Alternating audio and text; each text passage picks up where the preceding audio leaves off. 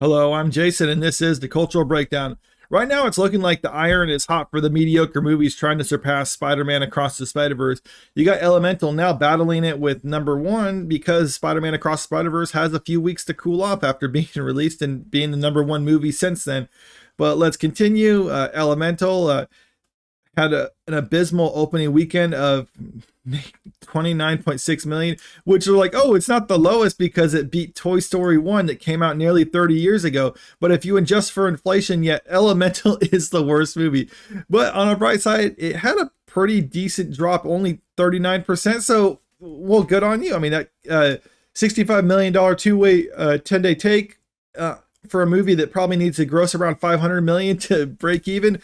So it's safe to say that Elemental is going to be one of those bombs on the long list of Disney bombs. I mean, I did a video recently about how Disney has lost nearly $900 million in the box office in the last year. So Elemental is a part of that growing list of trends for them. So yeah, good on them. The interesting thing though about The Flash, though, second Friday at 4.3 million. With 14 million for the second weekend, and right now it has a 75% drop. Should that hold, it will be worse than the 66% second weekend drop weathered by Warner Brothers DC Green Lantern back in 2011.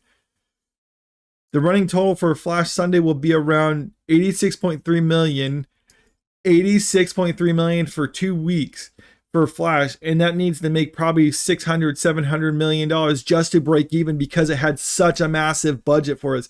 This movie is a disaster for DC, and they have no idea what they're doing to fix it.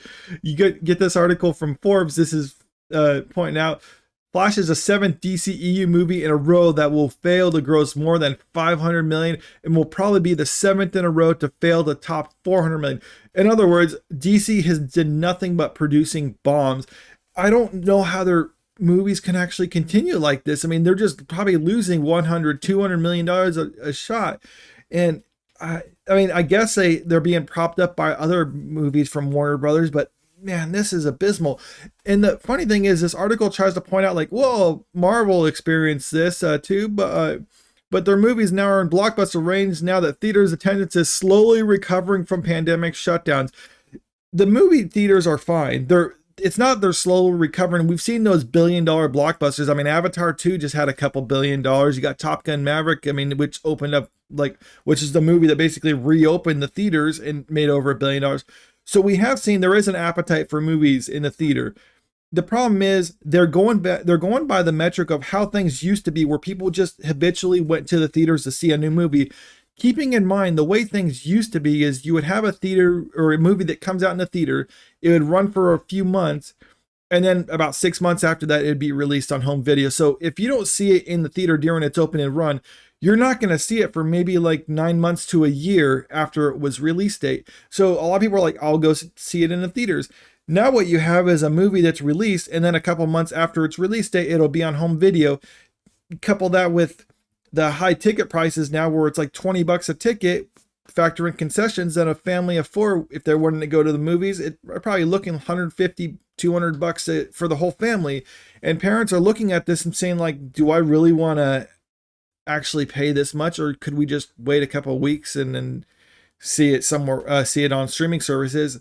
So the only reason people will actually go to theaters now is if you're given a unique experience that you need to see it on that big screen. And while an effects movie like The Flash may help with that, it's really not the selling factor that the studios are hoping it is. I mean, I think they even know that and why they're trying to market this on the cameos. But again, is it really worth paying top dollar to see The Flash, to see a Michael Keaton playing Batman? I mean, we've already seen Michael Keaton play Batman. I mean, I have the movies. I can just put it on right now. I don't need to go to the theater to watch it. So really, there was nothing here that was actually selling me on it, and it didn't sell a lot of people on it either. And that's the thing studios need to get it in their head. It's basically just making better movies. Even James Gunn said this fairly recently. He said it wasn't necessarily superhero fatigue. It's just lazy storytelling fatigue. And we've already just got a prime example of this. You get Flash just thrown together trying to put movies or just trying to capitalize on cameos, and it doesn't work. Meanwhile, you get something like Across the Spider-Verse, which actually tries to tell an interesting story and with unique characters, and the cameos are there, but they're not just the focus of it. They're just kind of the supplement, the actual main story of this. And that's what studios need to get it in their head. I think DC really needs to take a step back from what they're doing with the DCEU. I think they're kind of trying to do that right now. I mean, they got Blue Beetle coming out though, and no one seems to care about that. You got Aquaman 2, and that has the same stigma as the Flash with Amber Heard in it. Granted, she's not the star, but still, it's not helping with DC. And then it's unknown, like really what they're gonna do. I mean, they've made their announcements, but who knows whether they'll stick with it. But they really need to go back and just tell small stories again with individuals, and then worry about combining them into their own universe. But they were just trying to play catch up to Marvel too much, and it's hurt them. I mean, they need to do their own thing, because DC is different. Their animated movies are fantastic. If they should follow that formula, I think things will be a lot better. But let me know what you think in the comments below. And if you like the video, click the like button, share the video, and subscribe to the channel if you want to stay up to date with the latest news. Thank you.